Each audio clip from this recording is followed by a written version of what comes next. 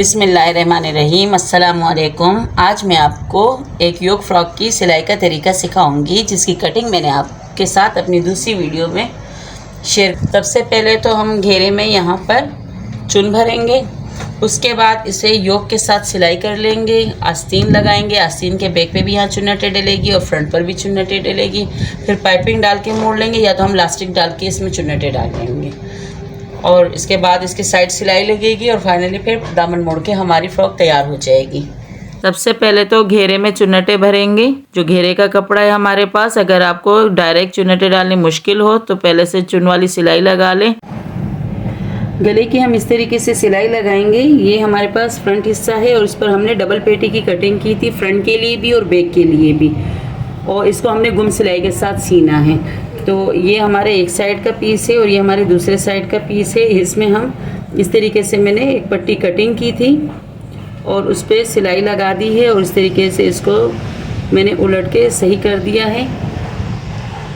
और अब इसको मैं यहाँ पट्टी के लिए लगाऊंगी।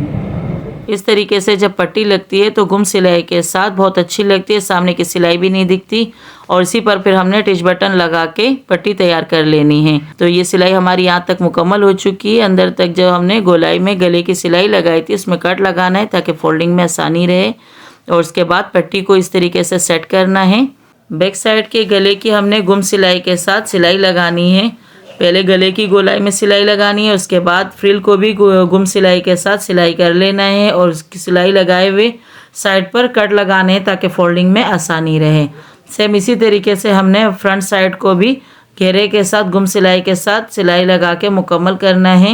ये इस तरीके से हमारी गुम सिलाई के साथ ऊपर की योक लग चुकी है इसके साथ। अब इसके ऊपर हम एक फाइनली सिलाई ऊपर से लेके जाएंगे। गले की भी गुम सिलाई के साथ इसकी सिलाई लग चुकी है। और इसी तरीके से मैंने इसके बैक साइड का गला भी गुम सिलाई से लगाया है और इसी तरीके से यहाँ पर एक फाइनली सिलाई लग जाएगी।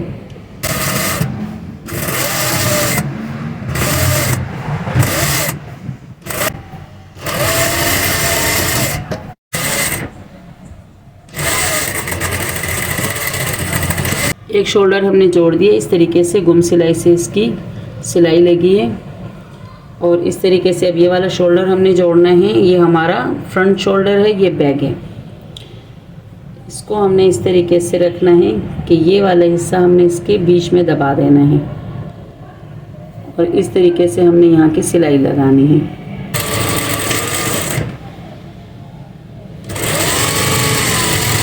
इस तरीके से ये गुम सिलाई के साथ हमारी शोल्डर की सिलाई दोनों साइड की लग चुकी है। और अब हम इसके साथ अपनी आस्तीन को जोड़ेंगे। इस तरीके से हमने इसको रखना है। अगर आपको डायरेक्ट सिलाई मुश्किल लग रही हो तो आप चुन डालकर सिलाई कर सकते हैं। चाहे तो आप यहाँ पर शोल्डर में चुन्नटें भर लें, धागे की 2 सिलाइयाँ लगाएंगी 1 बूट से और बड़ा टांका लेंगी और उन चुन्नट को फिर आप इकट्ठे करके चुन कर लेंगी। चाहे तो आप डायरेक्ट लगा लें। चुन डालने की वीडियो और प्लेट तो आप वहाँ कर जाके विज़िट कर सकती हैं। मैं डायरेक्ट चुन्नटें डाल रही हूँ। सबसे पहले रिपीट सिलाई करेंगे, उसके बाद सिलाई आगे की तरफ लेके जाएंगे।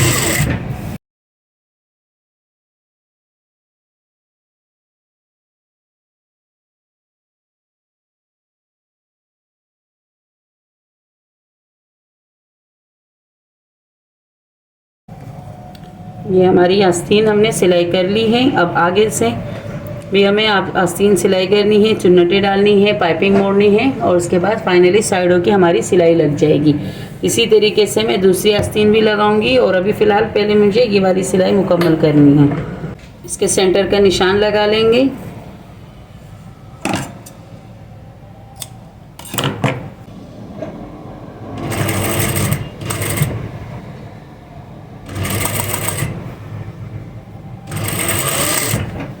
सेंटर का निशान इस तरीके से लगाएंगे ताकि जो आस्तीन की चुन्नटें होगी वो हमारे सेंटर पे आनी चाहिए।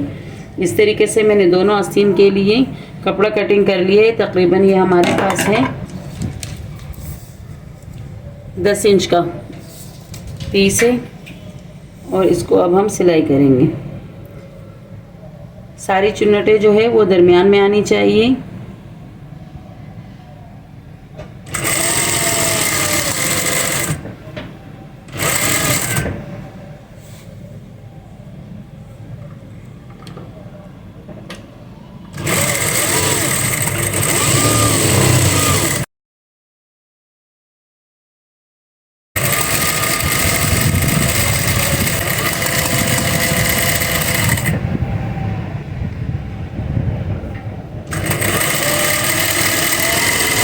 आस्तीन सिलाई हो चुकी है और अब साइड सिलाई लगाएंगे दोनों साइड से। एक की मैंने लगा दी है, दूसरी की भी इसी तरीके से लगेगी। दामन पर हम किनारा मोड़ने वाली सिलाई लगाएंगे। बाकी हमारी योक फ्रॉक मुकम्मल हो चुकी है, बस दामन की सिलाई लगाएंगे और इस्त्री कर लेंगे।